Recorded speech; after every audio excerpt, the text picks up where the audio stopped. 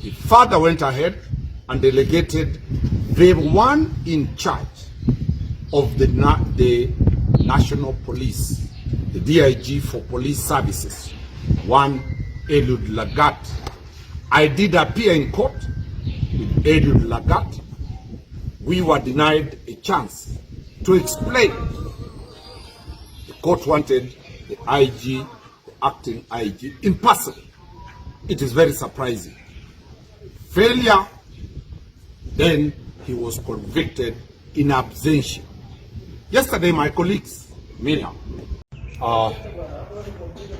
yesterday I came to Nyamira County for a funeral for a very close relative. And my client, one Mr. Masengeli, was supposed to appear before the judge for mitigation and sentencing. It's unfortunate I was not present, and he failed to attend because of reasons that the court was told. But very many issues have arisen out of the Masengeli saga. One, who is my client? That is Masengeli. Number two, what is the politics behind the persecution of one acting Inspector General of Police?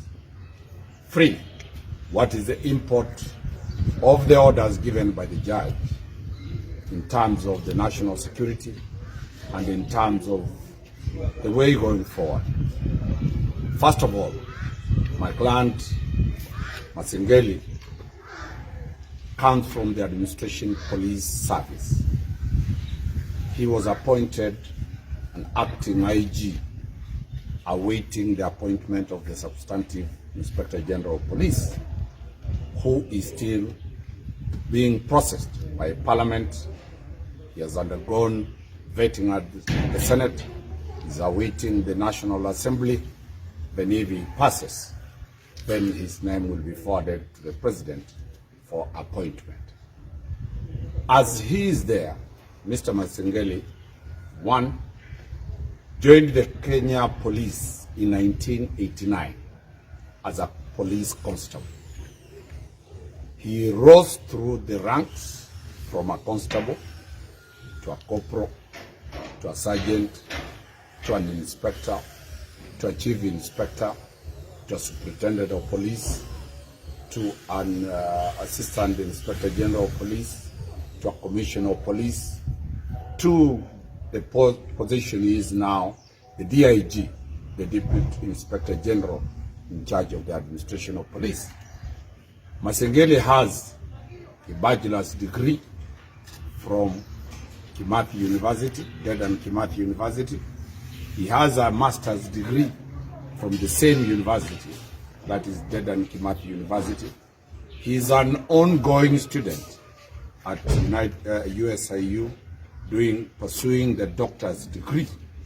And therefore, when you look at the competence of that person, you will understand that he's not there by accident. He's there by right. In terms of the professional qualification, he has undergone various training courses, both locally and internationally. And his CV, when you look at it, you get to understand that he's the richest CV in the police circles.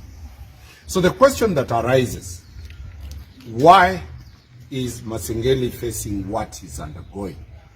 The questions of politics is that once the IG resigned or retired, IG Kome, the position fell vacant.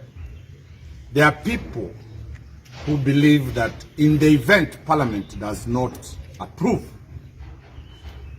the proposed substantive IG, that is Mr. Kanja, because of any other reasons that are known by Kenyans, either one, that he comes from the same region with the CDF, the Chief of Defense Forces, and he also comes from the same place, same ward with His Excellency the Deputy President of the Republic of Kenya. If Parliament will demand that there must be the face of the Republic of Kenya in security apparatus, then they reject him, the most probable candidate to get that position is Masengeli. So, the politics of succession seems to have started honestly. The question before the court was that there were activists who went missing. The Law Society of Kenya, surprisingly, the president of the Law Society of Kenya, with his full council, the former presidents of the Law Society of Kenya, two of them, that is my former LSK president, Eric Theuri, former LSK president, Nelson Harvey, joined forces with the civil society and they filed a petition for habeas corpus. Habeas corpus means that anybody who is in the possession of the police shall be produced in court alive or dead, or a death certificate. That is the purpose, the meaning of habeas corpus. Among the people who are sued is my client, the acting IG Masengeli. Masengeli did an affidavit. He responded to that affidavit. And in the content of the affidavit, it was very clear that the activists were never in any police custody. They were never in any police Land Rover. They were never in any police cells. So the police cannot be held liable for people who are not in their custody. But my client undertook that in their role as prescribed in Article 244 and 245, creating the National Police Service Commission service, they will investigate. They have opened an active inquiry file at Kitengela Police Station. They have opened a file at the DCI offices. They have opened files all over, and anybody with the information can give that information to the police. That was the content of the affidavit. Surprisingly, the court rejected the affidavit, which is contrary to the law, and demanded that the acting IG comes to court. The law as it is, if an affidavit raises issues, then you want to cross-examine the deponent, the one who has sworn that affidavit. You make an application, specify the paragraphs that you want to question whoever has sworn that affidavit, then summons are issued for that person to come and be cross-examined on a few paragraphs that you have, one has an issue. That was not done. The acting IG was summoned. He provided explanation as to why he was not available, which is that the state security was at risk, and therefore the notice for him to appear was unreasonable. It was without merit. The timelines were unreasonable, and the court did not take care of the position of the IG. He further went ahead and delegated the one in charge of the National Police, the DIG for Police Services, one Eliud Lagat. I did appear in court with Eliud Lagat. We were denied a chance to explain. The court wanted the IG, the acting IG, in person. It is very surprising. Failure, then he was convicted in absentia. Yesterday, my colleagues, Mila, Ogola, and the other councils made an application to stay the proceedings to allow our client to come and mitigate. The court rejected and went ahead and sentenced Masengeli, the acting IG, in absentia without mitigation, in contravention of Article 47 that demands that everybody must be given a fair chance to be heard in contravention of Article 49 and Article 50 of the Constitution. My client was condemned and heard. He had sent his advocates, and by law, an advocate has the full force to appear and defend his client. The advocates requested to mitigate. The court was not ready. It rejected, and he sentenced my client to 6 years and 6 months. And surprisingly, the court said that if he wants that sentence implemented, he walks himself to prison. The procedure of going to prison is clear.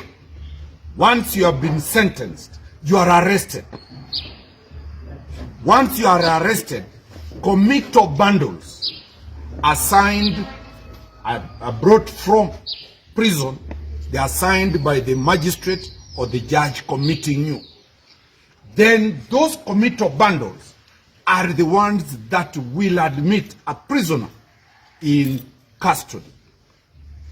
This is a replica of my client's case again, when George Kinoti, the DCI, was also sentenced and told to walk to committee prison. It never materialized. It is academic. The prison authorities don't receive visitors who will say, we have been told, we have been sentenced, open the gate, let us get into the prison cells.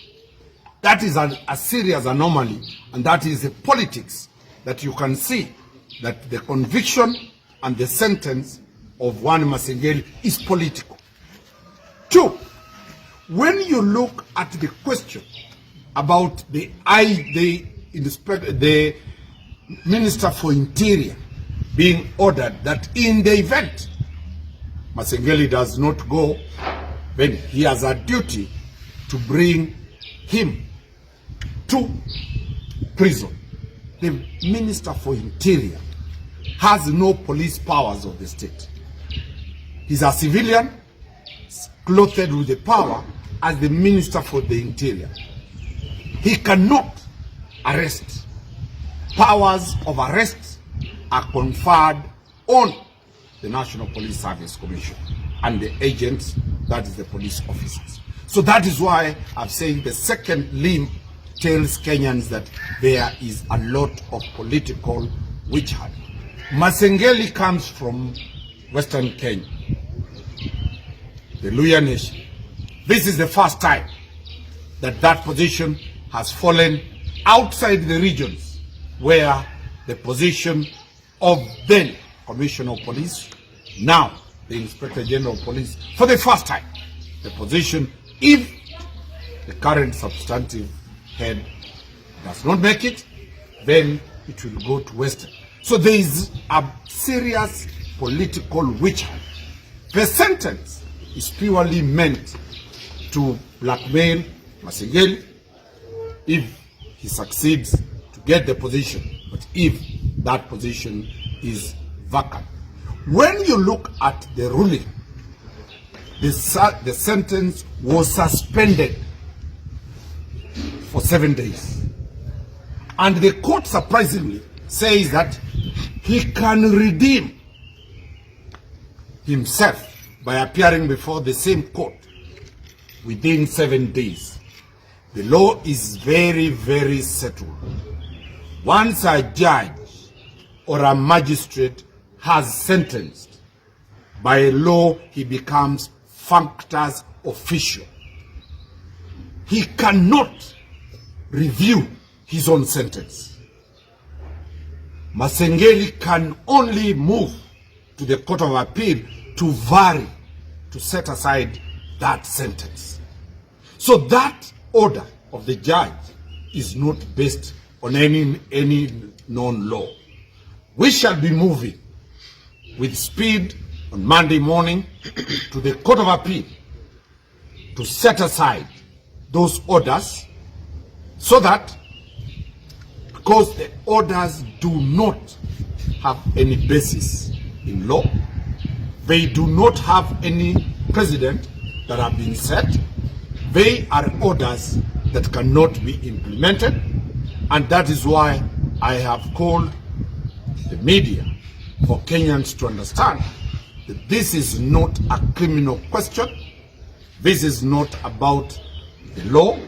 This is the politics of succession of the position of the national police.